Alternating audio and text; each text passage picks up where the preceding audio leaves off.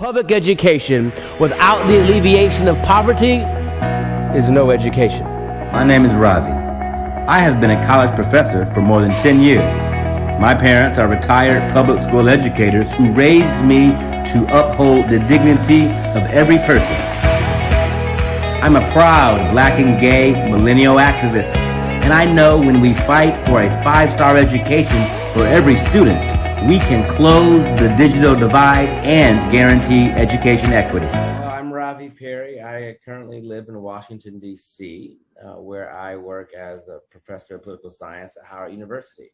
And I have built a career post my education here in the United States, both college and graduate school in political science, studying American politics, trying to apply those tools to communities that are historically underserved, and principally because I've always been interested in cities, cities themselves and people who live in cities, and particularly of interest to me has always been cities that have pluralistic racial histories or presence, wherein, for example, African Americans may be a minority of the population and yet have the experience of having elected an African-American mayor, and inquiring, what you can expect from government that represents a minority, despite having to, of course, cater to the majority interest.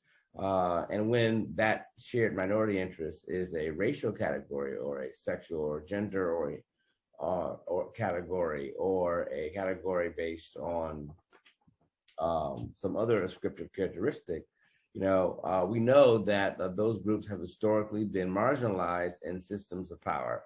And so I've always been interested in studying how marginalized groups in cities and people of color generally, and sexual minorities in general as well, are treated by their representative bodies. And so whether that's local city councils or your state legislatures or the American, of course, seat of power here, that is Washington, D.C. Awesome.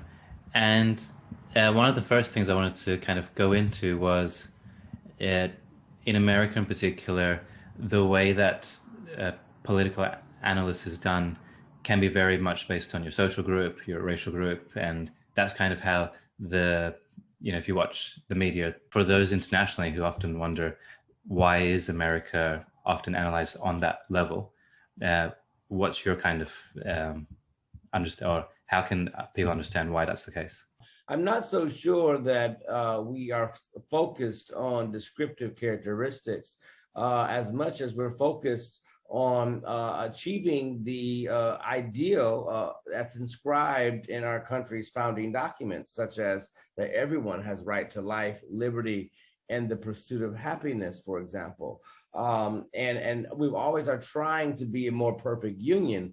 And as a country that is a beacon of hope to the rest of the world in so many ways, that has continually been a source of freedom for people fleeing persecution and fleeing violence from their own home governments, as we have daily coming into this country as migrants, particularly in our southern border.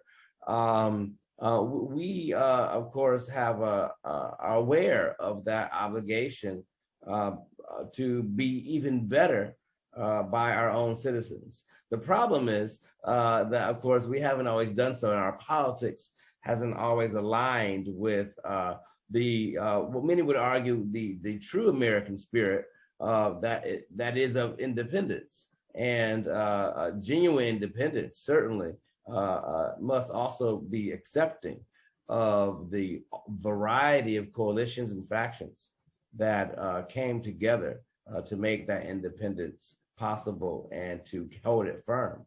And that type of work, I think, is important. It just happens to be that the group of people in the United States that have historically been left out of those few gifts that government can provide, like life, liberty, and the pursuit of happiness, those folks who tend to be people of color, tend to be women, tend to be sexual minorities, and tend to be immigrants, perhaps other brown folks not from the country, as perceived at least by a certain few here. Those are really the undercurrents of the entire world. I think that what's unique about the American experiment is that because are not a country that arrived out of a feudal history, we're not a country that has a monarchical original history. In fact, our founding was because of fleeing those exact kinds of persecutions. And a group of people coming together and calling themselves something new. That is the more perfect union that we still in 2021 have a long way of arriving at. And, incidents like the insurrection here at the U.S. Capitol on January 6th is obviously a poignant example of that and how much far we have still to go. Which is a good segue to what I was going to ask next, which is we have seen a lot of unrest for a lot of different reasons over the past even 12 months, and we can see in America. What are some of the key tools you feel is going to bring that kind of cohesion and unity to America and help people to stop looking at, who the person is or judge people on who the person is and say, we're all American, we're all together basically? Well, that's going to require education. That's where I think, going back to your original point about, the importance of health and education. First of all, in order to achieve the pursuit of happiness, right, which is in our declarative statements as a country, you have to have life and you have to have freedom. And that has to be experienced with good health. And if you don't have good health, then you can't do any of those other things. My dad is 88 and he reminds me all the time that, if you don't have your health, then all other dreams stop. Everything else is impossible without your health. And to say that certain people should have good health and access to good health care, and certain people should not, it's just fundamentally, obviously, a inhumane separation or a feigned separation to begin with. The idea that this country has been its original sin of slavery, the second-class citizenship, subjugation of Black people in particular based on skin color, Native Americans, and so many others. That stain has created and spread this myth across the world for centuries, of course, that there are certain races that are better than others. And the reality is, the sooner the whole world realizes that the human race is what we have in common, and that we have an obligation, particularly, for example, when it comes to climate change and climate control, whatever words you want to use, the fact of the matter is we wake up every day in a climate of some kind, somewhere. And we all want that climate, right, to be safe and secure so we can do whatever it is that we want to do while in this space that we call Earth. But if we are allowing ourselves to be separated by nationalisms and regionalisms and religious doctrines of differences and different political points of view, then we're really missing out, I think, on really is an example again of the synergy of the American experiment, because we are a group of people who have a national identity unlike any other in the rest of the world. Because of how we become together, how you can become an American citizen by our Constitution, by, of course, natural birth, and also other ways, that has created opportunity for so many people around the world that really has been unmatched for a country as young as ours. This country was just founded, in 1776. That wasn't so long ago in the grand scheme of countries around the world. With education, I mean, we've got obviously your typical primary, secondary, tertiary type education, but what are the vehicles and what are the kind of strategies that you're looking to improve education? Because, of course, one of the challenges that we find even at PTW is people still have this thought that once you finish your formal education, that's when education stops. How do you try to motivate or drive education even outside of the formal settings? So this is such a real challenge, right? So as a college educator, I deal with this every single day. I know that I have such a great privilege of teaching the brilliant minds to come that's going to benefit the rest of the world. That's such a joy of being a college professor every day. It's also a huge privilege, though, because in the back of our minds every day, we know that most people will not have this experience. And yet we have the obligation as a democratic society to still ensure that everyone is educated, particularly for those of us who study political science and politics and public policy and the political process, et cetera, that everyone has knowledge of those processes, because their own power, their own identity, their own sense of self, their own ability to provide for their families, their own ability to make a life for themselves and to create the self-actualization that is really inherent, again, certainly in the American spirit of individualism, that cannot happen unless everyone has the tools of education made available to them, regardless of whether or not they can pay, regardless of their age, regardless of their life circumstances. And we're getting closer to that in this country by perhaps moving the needle toward free community college and perhaps some vocation and technical post-secondary training in certain locales. But that is still a long shot, but what seems to be headed in the right direction. But we also need to be ensuring that everyone's learning ethnic studies. I come from a family of ethnic studies pioneers. My father founded one of the first ethnic studies departments in the United States at Bowling Green State University. That just celebrated its 50th year last year. And it's so important that everyone understand the diversity of the world around them, and how certain communities, Western European communities historically, not all, but some have exploited certain groups over periods of time to certain kinds of gain. And that has created the situation we do now have in this country of all kinds of inequalities and inequities. But if you don't taught that in school, if you don't learn that as part of public education, then when you are of age to interact in the world and be a productive citizen, when you are of age and you create a career path for you and you engage in society and make contributions to community, if you don't have that knowledge of background, you really become less equipped to be as successful navigating a world that is increasingly more diverse. And here in this country, we have an obligation to quickly get this issue settled. But unlike places like Germany and South Africa that have had global atrocities based on a descriptive characteristics that resulted in hundreds of thousands of lives shattered. And yet they came out of that as a country and did some formative changes, rewrote constitutions and took down monuments and created new kinds of traditions around diversities. And we have not yet done that in this country.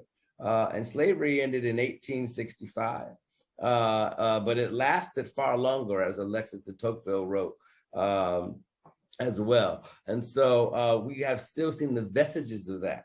The vestiges that continue to this day. I mean, on the news today here in this country is whether or not we're going to have the will to be able to pass a voting rights act that ensures that everybody in this country that has citizenship and has the right to vote has free access and making it easier for everyone to, in fact, cast that access so their voices can be heard. And yet we have powers still to this day that be in this country that seek to say that no, certain people should not have the same levels of access as others.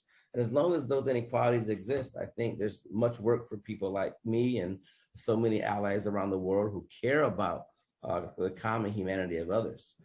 So much work for us to do. There was two particular words you touched on, equality and equity.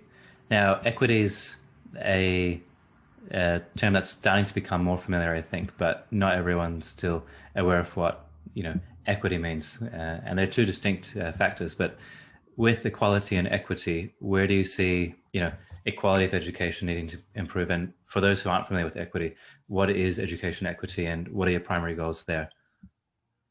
Well, so equality, right, is more so about, everyone getting access. Equity is about ensuring that everyone has the same opportunity to reach the maximum outcomes. And that is a significant difference in terms of how we really advance social progress around the entire world. But for the purposes here in this country, as it relates to education, we don't have a nationwide standard that students have to learn civics. We don't have a nationwide standard that students have to learn ethnic studies, cultural difference, multiculturalism, or about world religions, or what have you. There's none of these types of standards. And so because we have education based in this country, I don't know, it's a local and state issue for the most part. That means that individual regional cultures can set the differences as it relates to the educational outcomes that we see. And then that, of course, births itself in the political attitudes and in the and also the skirmishes and in the harmonies of thought that we all have and interacting with one another. And the challenge that we have to meet, though, I think, is recognizing that public education is for the benefit of everyone. But the challenge that conservatives have with pushing these arguments, not only do they make up fiscally conservative arguments that claim to say that it's cost too much to provide equity and to provide equality. That's why this country, for example, can so-called be the richest country in the world and yet still tolerate poverty and homelessness in massive degrees. And we also do not ensure, for example, that every child has a certain level of education. These are norms that other kinds of democracies around the world have reached benchmarks on at a faster pace than we have. And the challenge for us, I think, is to privilege education as a community endeavor that we all have a stake in. And there is a role, I think, to play for national government in creating national standards of what you want everyone to know, regardless of where they live.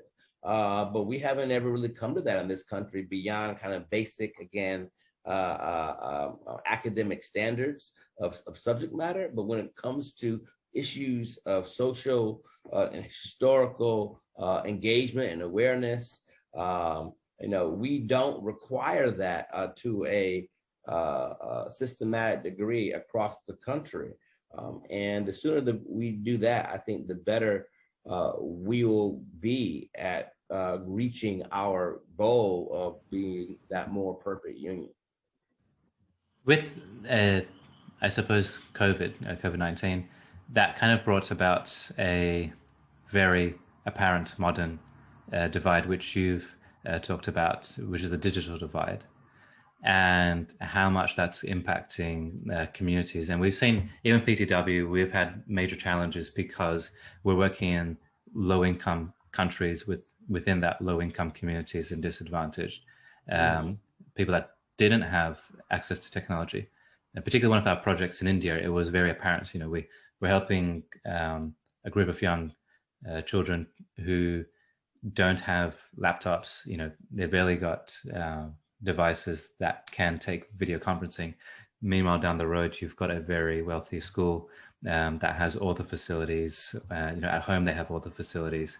And with 1 year of schooling from home, it was a big concern to go, okay, well, this group here is literally getting no, proper interaction, no proper schooling. That's almost all homeschooled by themselves as individual students, whilst you've got another group of students here who have all the technology, have all the access to their own teachers, and can still feel like they're in the classroom.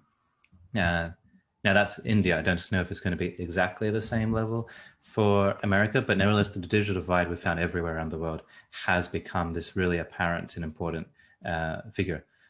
From your perspective, where do you see the digital divide potentially making things worse? And how do you think we need to, not just as America, but globally, how do you think we should approach it to resolve it?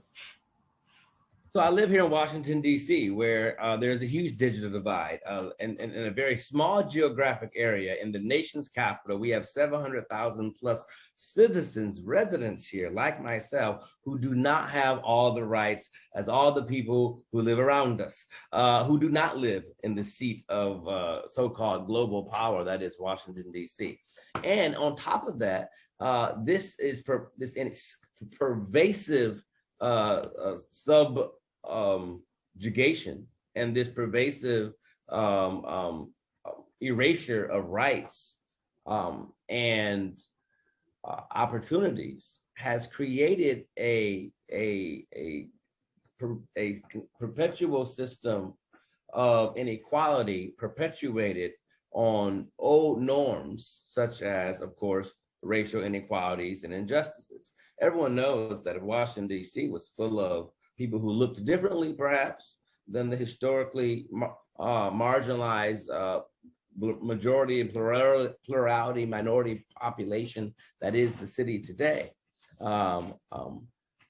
We have digital divide issues, is my point, in this very small locale, which is the nation's capital, where certain people nearby where I live here in what's called east of the river in the District of Columbia, that is more African-American, more low income, more higher percentage of native Washingtonians, has significantly less of digital access.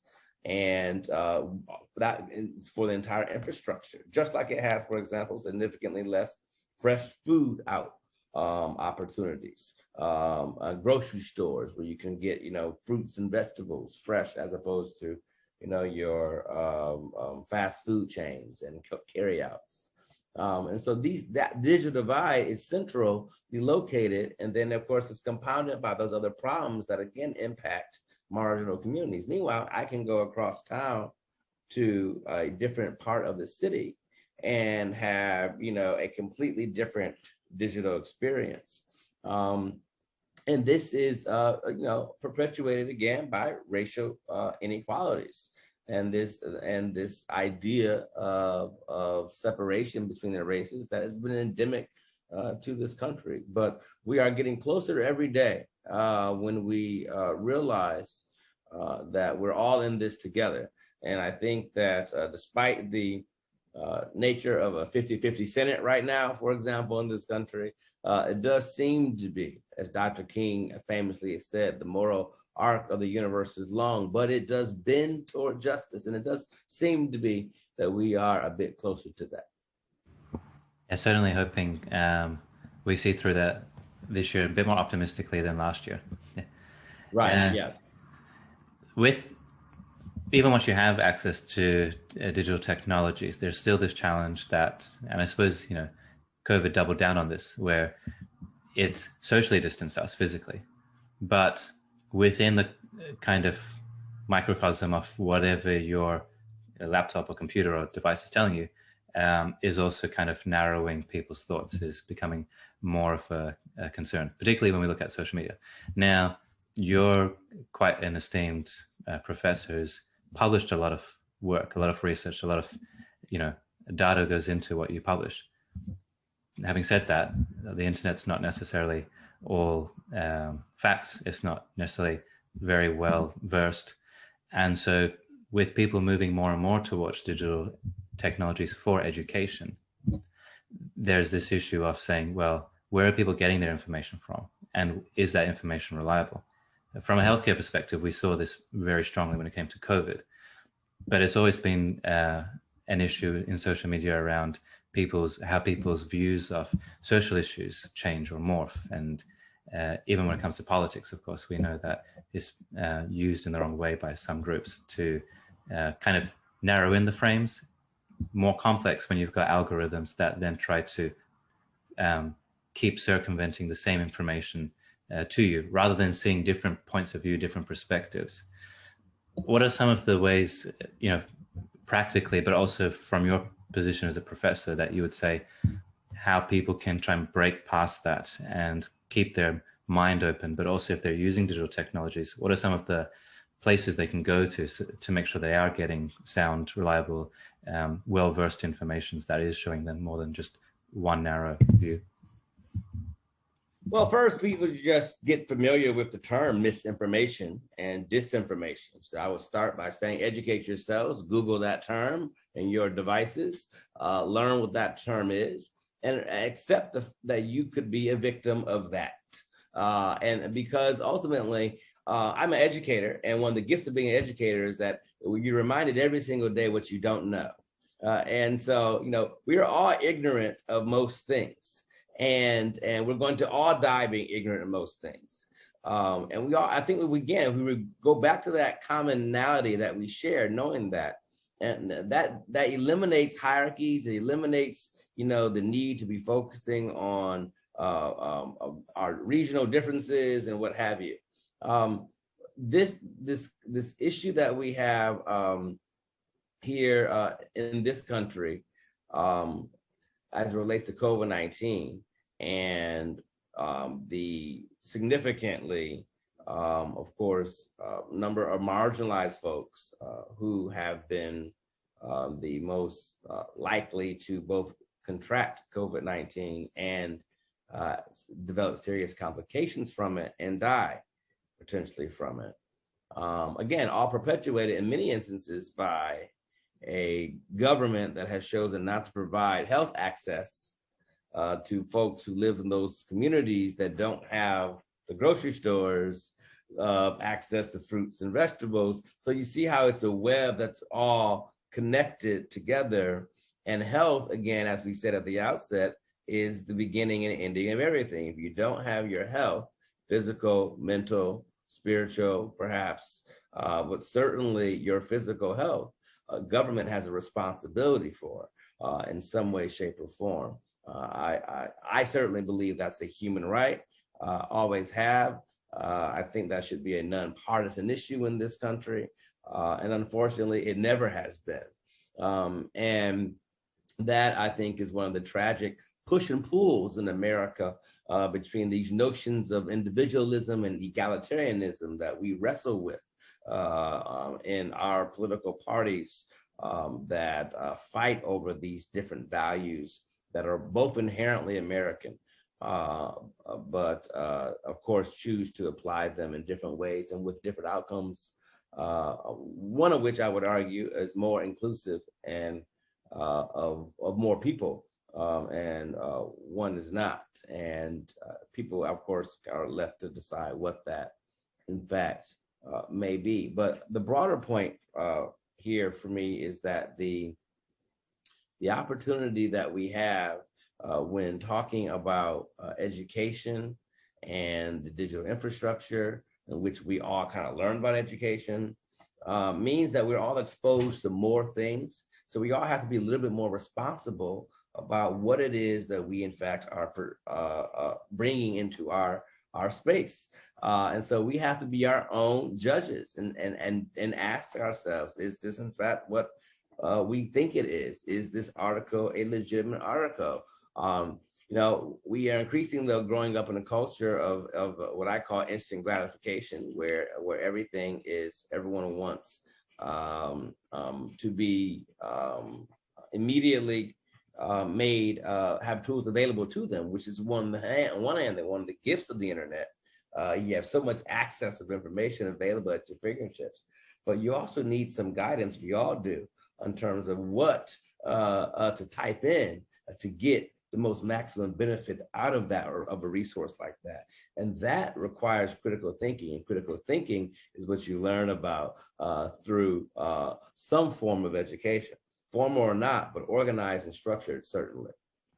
With that critical thinking in mind, are you finding, from your perspective as a university professor, and even just from all the work that you do, that it's becoming harder for people with opposing views to kind of come together, or is that just what sometimes we see in the media? No, I think it really depends on what you look at. Certainly there are people who disagree. I mean, the numbers of political elections can kind of suggest that. But also underneath all of that is, particularly in this country, often is the fact that 30-40% of eligible people didn't show up at all. didn't offer an opinion, didn't participate for whatever reason. Certainly voter suppression is a part of that, but voter suppression is not all of that. Some of it is the fact is that, we don't have mandatory voting mandates in this country. And so, voting is voluntary. While the numbers can certainly suggest a level of polarization, and polling data and science can back that up, in many instances, we've seen errors on both sides of that equation. And I think that what the overall lesson perhaps may be is that we have a chance to educate everyone on these platforms. And COVID, being the horrible pandemic that it has been, has provided a new opportunity for us as a global society to remind that we can connect in genuinely constructive ways via mediums that do not require us to share the same physical location as somebody else. And that it's been challenging for us as professors, and I think for people who are in higher education, but also K through 12, to adapt our lessons and our curriculums to new environments. And yet we have all found around the world, right, that we can do this. And so hopefully it's inspiration out of this horrible situation that has been COVID. It's impacted my family, it's impacted so many families I know. It's certainly something that we all want to get out of from under ASAP, and that's why we have to be masking. I've been lucky to be double vaccinated already. I want to encourage everyone to be vaccinated. I'm a member of the COVID-19 Action Task Force of the American Lung Association, primarily offering advice on how to ensure that we are educating minority populations about the legitimacy, availability, and efficacy of all three vaccines: Moderna, Johnson & Johnson, and so we have and Pfizer. And so we have to make sure that these messages are getting out, and this is a global message. And so wherever folks are, please trust the science where you are, and please follow the instructions accordingly of the reputable, verifiable sources. I mean, you wouldn't invite a plumber in to fix a pipe in your house who didn't have verifiable sources. And you should treat your politics the same way. And the more that we do that, I think the smarter we will all become. And if we all participate, and unfortunately, there are all kinds of ways that we can seek to engage and not have as much influence. But voting remains, of course, John Lewis, the venerable congressman from Georgia, civil rights leader, voting rights champion, always has said that, but voting rights it's as close to sacred as you can get. I'm paraphrasing him. And what we have coming up on the docket here in this country is another opportunity to get voting rights right after the Supreme Court has gutted it over the last several years. And as state and locales led by GOP conservatives, mostly throughout the country, have ramped up laws to make voting more difficult for the everyday person. These are really sacred issues if you were to believe an American legend and hero like former John Lewis.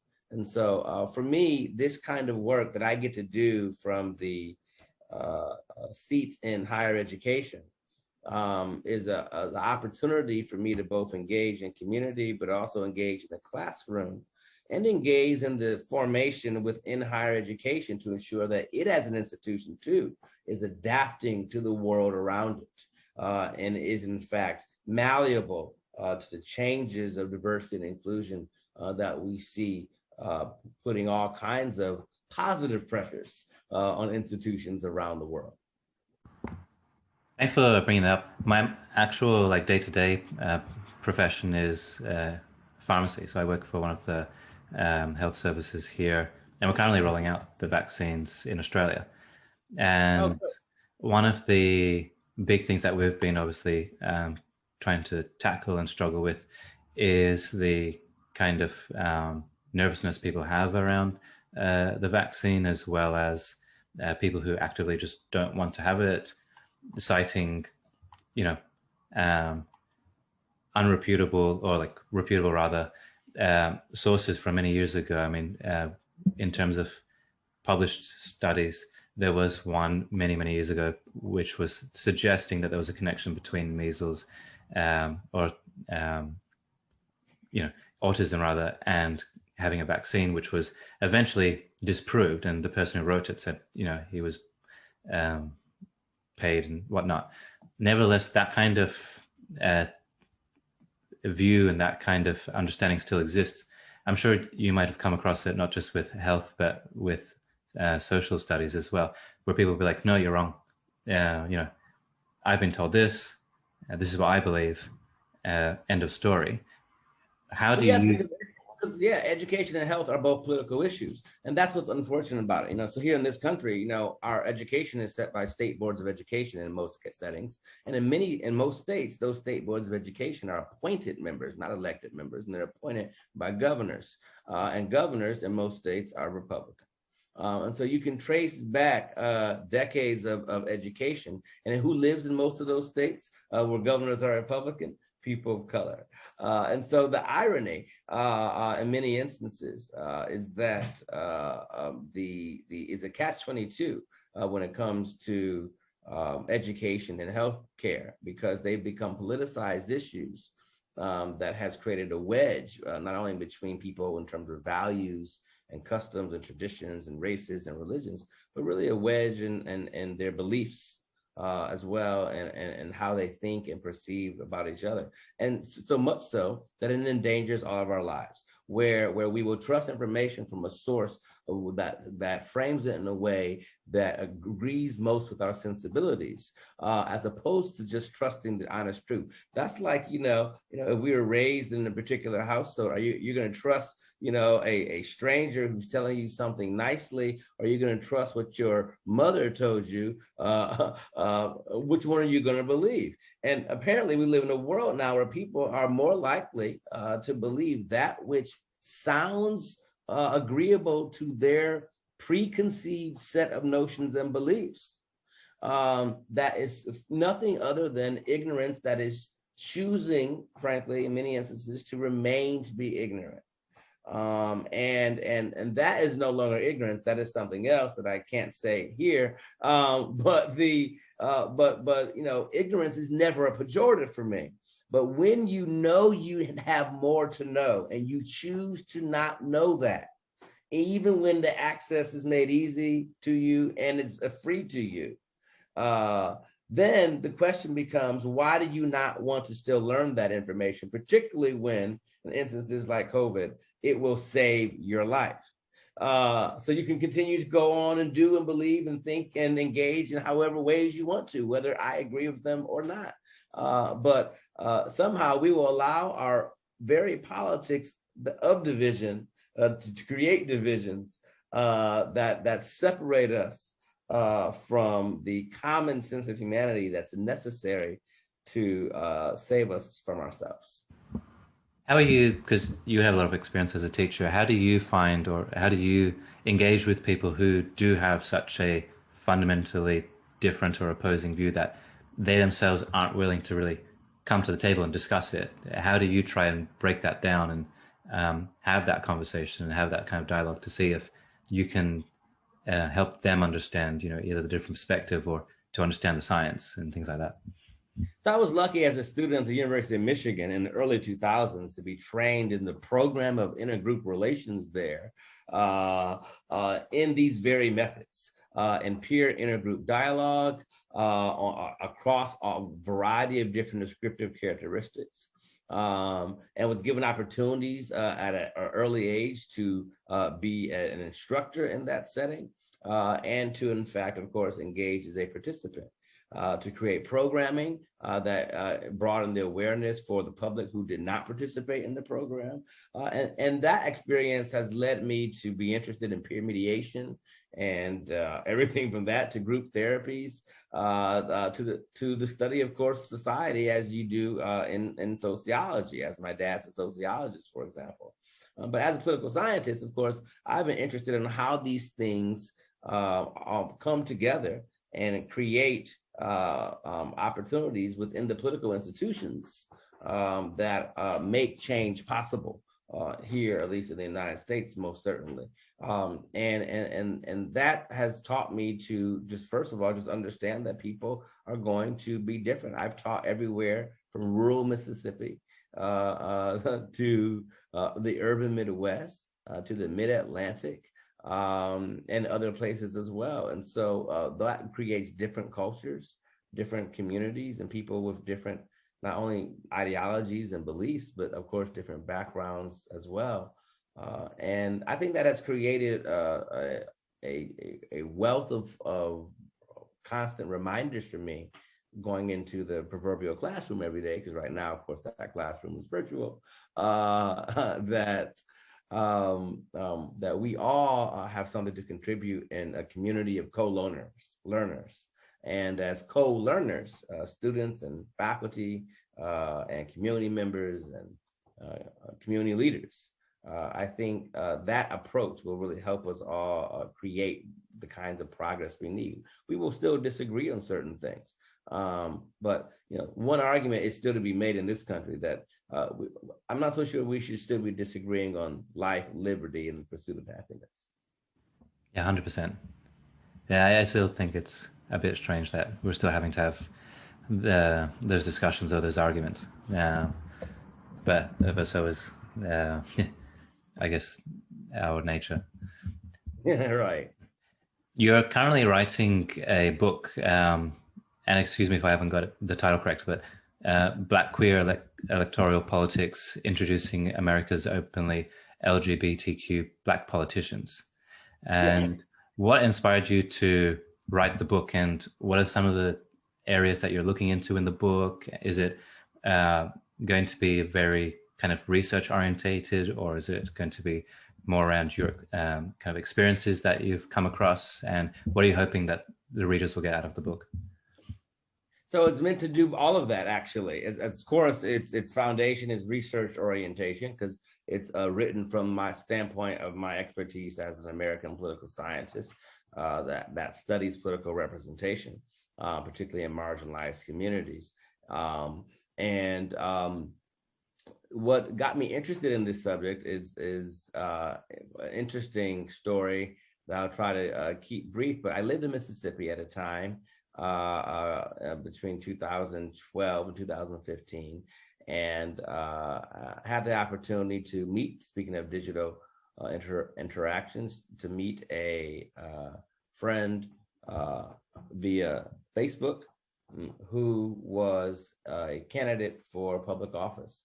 Happens to be that this friend was Black, happens to be that this friend was gay, and it happened to be that he was running for office in his hometown of Clarksdale, Mississippi, which of course is a small rural town in the middle of the Mississippi Delta, in an area that is one of the most poor regions on the planet, and yet is filled with rich cultural heritage and music tradition and Black brilliance and activism that is not only that part of the country, but that part of the state of Mississippi in particular. This individual, Markham McMillian, was murdered, and the course of circumstances were arguable, but nonetheless, an individual was captured, and the suggestion has been that something related to his sexual orientation may have been reason for his death. And that, of course, got me really thinking, as someone who'd been long studying executive officials, people who of course, execute the laws. So governors, mayors, presidents, but particularly at the local level. So doing so with mayors. I've been interested in African American mayors of small towns, and he was running to be one such figure who also happened to be gay. And that brought my attention. And this is, of course, during the same period in which President Obama, upon urging of then Vice President Biden, declared that he believed that same-sex marriage was a right that all should have, who were not heterosexual and wanted to still get married, and that the state didn't have a role to play in saying no.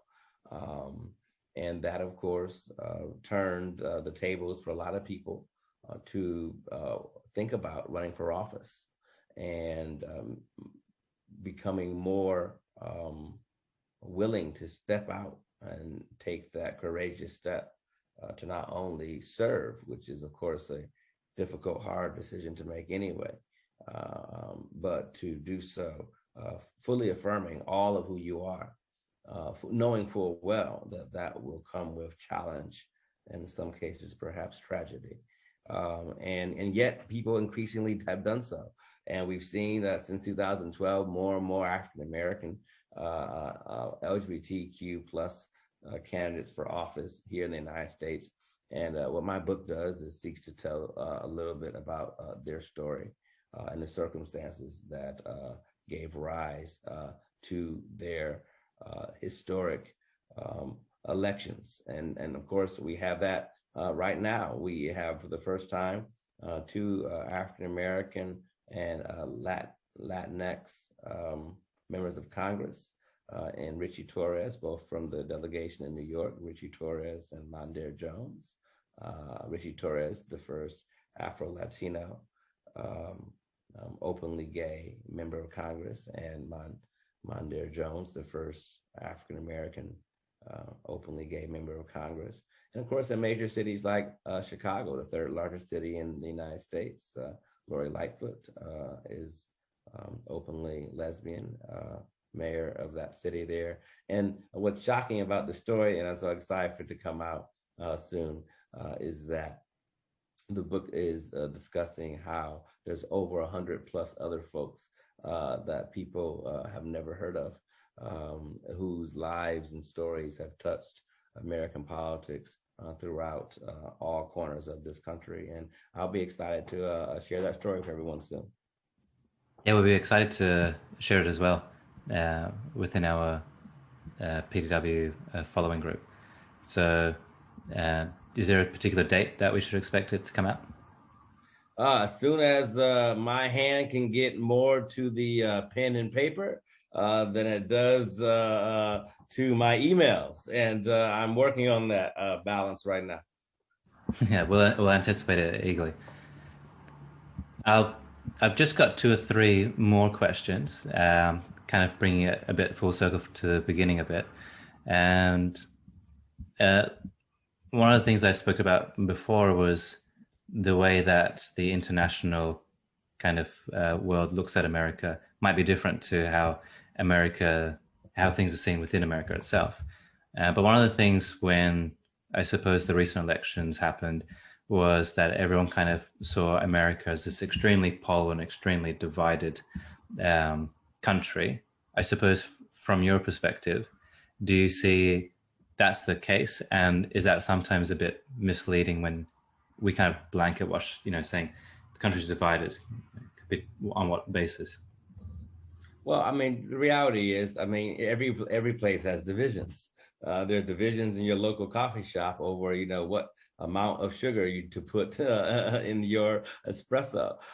So, I do think that we all tend to, wherever we may be in the world, tend to overanalyze, but we also tend to follow that which the media tends to portray, because what we think we know about politics, for example, is often filtered through the media that we select and choose to watch. And so that will, of course, bias, good or bad, that which we know or think that we know, and therefore what we share with others, and what then becomes, of course, perhaps common or popular knowledge. So, yeah, I think that we are a country that is constantly trying to figure out how best to live up to its values. And as in any country around the world, there is a constant tension as it relates to change. That is a natural human condition that it makes some people uncomfortable. But nonetheless, every place on this planet has demonstrated most often through the will and desire and grit and sacrifice of young people, often working in tandem with older folks in an intergenerational way to address the challenges that preceded us and the challenges that we should all hope to not leave behind for the generation that follows us. With last time I checked, you were running for a member of DC State Board of Education. And how's that journey been for you? And within that journey, I know you've got a lot of really good points and areas that you're trying to address. One of them being looking at not just students themselves, but the teachers and parents of students. So how's the journey been moving into that kind of area of running for the board? And where do you see, or why it might seem obvious, but why is parents and focusing on parents really important towards the improvement in education? So I was, biased. Both my parents are educators. So I grew up in a home. When you grow up in a home of teachers, let's just say you're raised differently.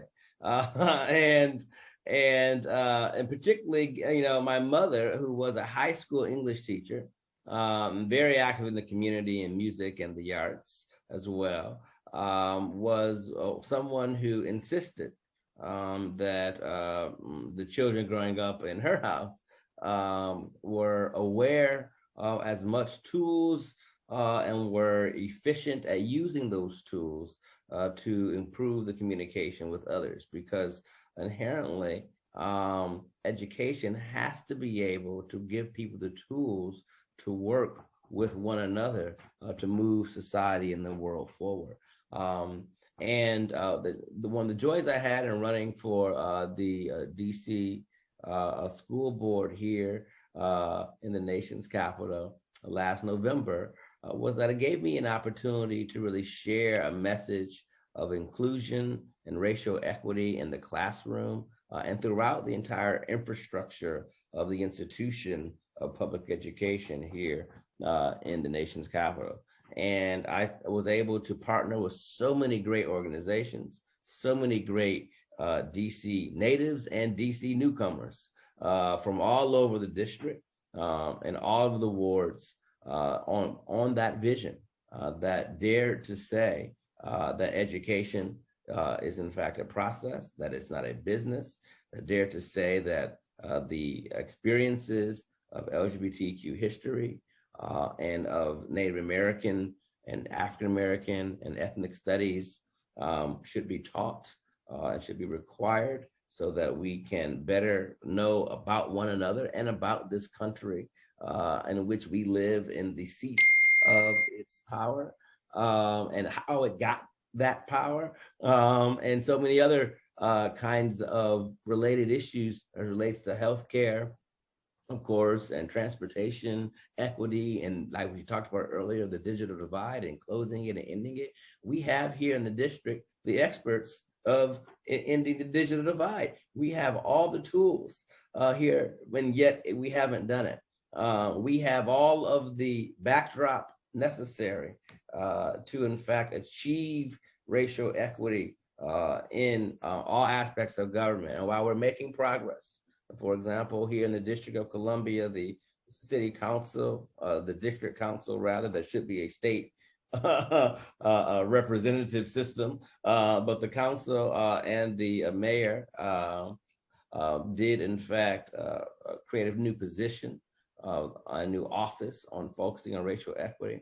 But the school system here in the district is still very much disconnected in many ways from the community, having a sense of control over its governance, and particularly as it relates to standardized testing and the reading and math outcomes as experienced by students, where a majority of the African American students in the District of Columbia, in the nation's capital, of allegedly the most free and global power in the world, as so people are led to believe, right? But those Black kids in the schools in Washington, D.C. are not achieving because we are not investing in their success. That is a policy choice that we have chosen to make, and we have to end that decision yesterday. And the sooner we do that here in the nation's capital, perhaps then we can spread that good news around the rest of the world. And on that note, what is a positively transforming world to you? Oh, wow. Well, it's a world, first of all, where all of us recognize that we have a role to play, and that role is to improve the lives of others, and of course, ourselves, but not to do so at anyone's expense. And so regardless of your beliefs, regardless of your language, regardless of your height, of your ability status, if you are making positive contributions to your fellow person around you, that person who dropped their wallet, that person who needed help across the street, the person's shovel of snow that needed to be shoveled, or what have you, those moments of really, as we were all taught, as perhaps as children, or rather should have been taught, random acts of kindness. Really, it sounds cliche, but that's genuinely what a positively transforming world has to have as its root. We have to recognize our common humanity. We have to understand that there are inequities that have been perpetuated, and we may not have been the perpetrators, and we may not even consider ourselves the victims, but we still all have a responsibility to iron out the playing field for everybody, and recognize that all the data and science says that when we do that, regardless of industry or field or region or location, that everyone's upward mobility status actually increases. And so, but it really is that simple, but it does require us to dare to believe that everybody around us has the same rights as everybody else.